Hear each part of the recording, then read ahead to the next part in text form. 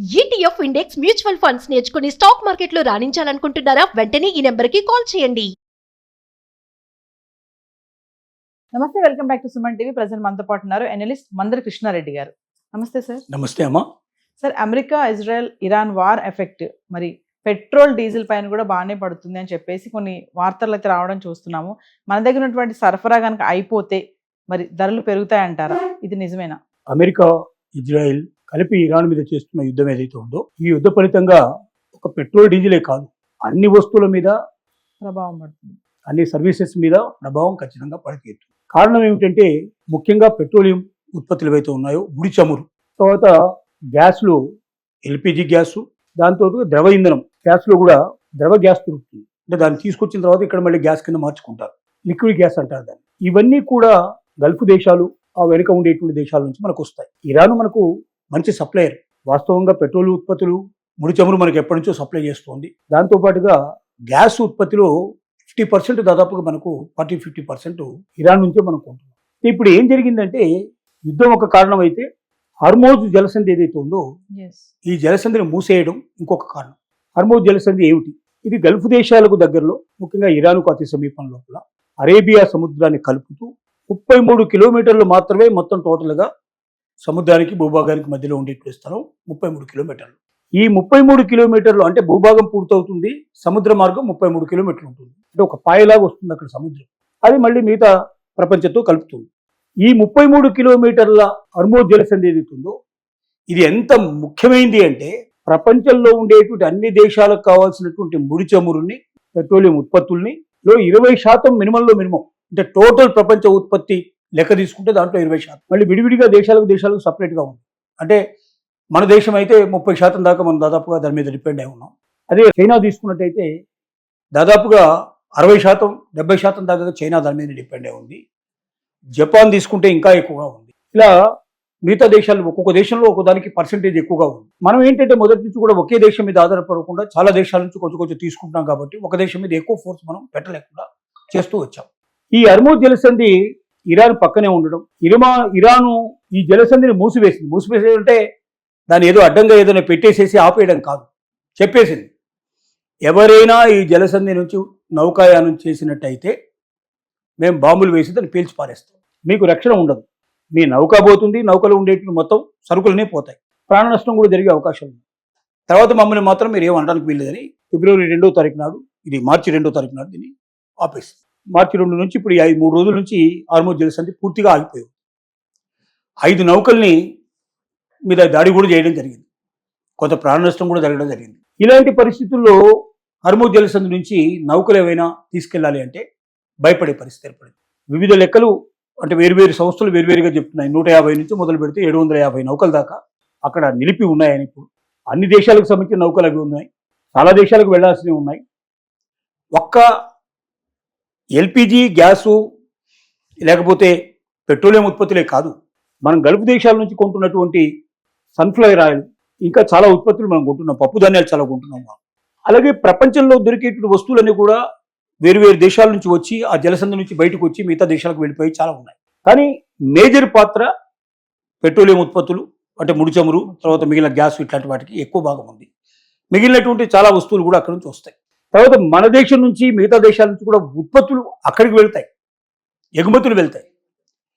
ఇప్పుడు ఎగుమతులు అయిపోయినాయి. ముఖ్యంగా బాసుమతి రైసు ఇరాన్కి మనం చాలా పెద్ద ఎత్తున సప్లై చేస్తాం. వాళ్ళ అవసరాల్లో 70-80% మన దేశం నుంచి వెళ్తుంది. ఇప్పుడు బాసుమతి అంతా కూడా రైతుల దగ్గర కుప్పలుగా పడుతుంది. ఈ యుద్ధం ఆగిపోతే తప్ప ఈ మూమెంట్ అనేది జరిగే పరిస్థితి లేదు. ఇలాగ ఎగుమతులకి కష్టం వచ్చింది, దిగుమతులకి కష్టం వచ్చింది. హర్మోజ్ జలసంధి చాలా ముఖ్యమైనది. ఎందుకు ఇరాన్ దీని మీద ఒత్తిడి చేస్తుంది, ఎందుకు ఆపేస్తుంది, దీనివల్ల ఏమిటి ఇరాన్కు లాభం అంటే, ఇరాన్ దగ్గర అమెరికాను ఎదిరించి నిలబడగలిగే కెపాసిటీ లేదు. అంత సైనిక శక్తి కానీ, అన్ని మిసైల్స్ కానీ, అంత ఆయుధ సంపత్తి కానీ తన దగ్గర లేదు. కానీ అమెరికాను దిగివచ్చేట్టు చేసుకోవాలి, ఇజ్రాయెల్ని దిగివచ్చేట్టు చేసుకోవాలి. ఎందుకంటే ఇప్పుడు ఆ దేశాలు ప్రతిరోజు మిసైల్స్ ద్వారా దాడి చేస్తున్నాయి. ఇప్పటికే 1000 మందికి పైగా పౌరులు ఇరాన్లో మరణించారు. తర్వాత అనేక బిల్డింగ్స్ను కొట్టిపారేశాయి. ఒకవైపు ప్రాణ నష్టం జరుగుతుంది, ఇంకోవైపు ఆర్థిక నష్టం జరుగుతోంది. ఇరాన్కు సంబంధించినటువంటి సైనిక స్థావరాల మీద కూడా దాడి చేస్తోంది. ఎప్పుడు నిలవలైపోతాయో తెలియదు, ఎప్పుడు ఎదిరించే శక్తి తగ్గిపోతుందో తెలియదు. కానీ అలా ఓడిపోవడం ఇరాన్కి ఇష్టం లేదు. 37 సంవత్సరాలుగా తమ దేశాన్ని పరిపాలిస్తున్నటువంటి ఆయతుల్లా ఖొమైనీని హత్య చేసి, తమ మత గురువు, తమ నాయకుడు, తమ సుప్రీంని పాశవికంగా హత్య చేసి, నమ్మించి మోసం చేసి యుద్ధమే చేయడం లేదని అంతకు ముందు రోజు దాకా చర్చలు జరుగుతున్నాయి. ఆ చర్చల్లో చివరికి ఇరాన్ ఒప్పుకుంది కూడా. మేము ఏదైనా మేము చేస్తున్నట్టు ప్రయోగాలు ఏమి ఉన్నాయో అనుప్రయోగాలను మేము ఆపేస్తాం, మీరు సంవత్సరానికి ఒకసారి మీరు వచ్చి చెక్ చేసుకోవచ్చు, మాకేమీ అభ్యంతరం లేదు అని కూడా ఒప్పుకుంది. అంతకుముందు పెట్టినటువంటి షరతులు ఏమి, దీనికి మీరు ఒప్పుకున్నట్టయితే మేము యుద్ధం చేయము అని అమెరికా చెప్పింది. కానీ ఆ మాట మీద నిలబడలేదు.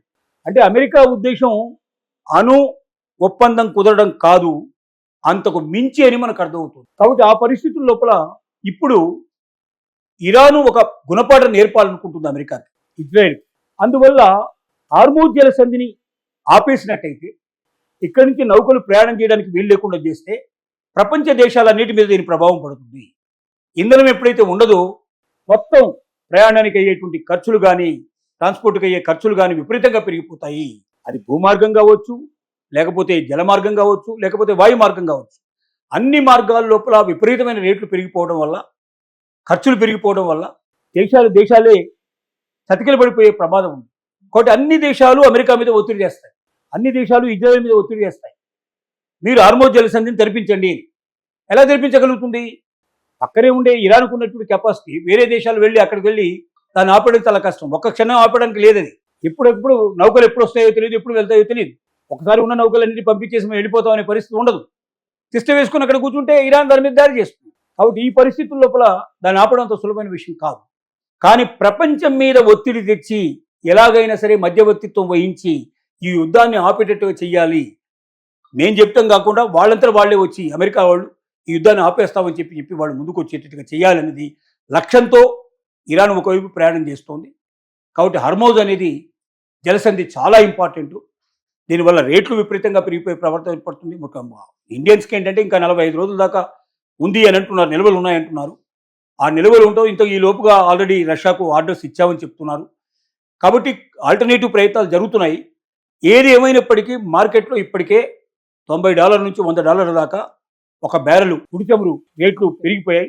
ఇది ఇంకా పెరిగిపోయి $200 దాకా కూడా వచ్చే అవకాశం ఉన్నాయంటున్నారు.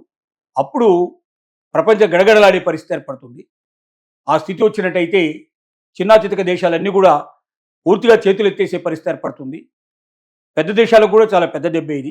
అమెరికా బయటపట్టలేదు, కానీ దాదాపుగా లక్షల కోట్లు విలువైనటువంటి ఇప్పటికే డబ్బు దీనివల్ల ఖర్చు అయిందని చెప్తున్నారు.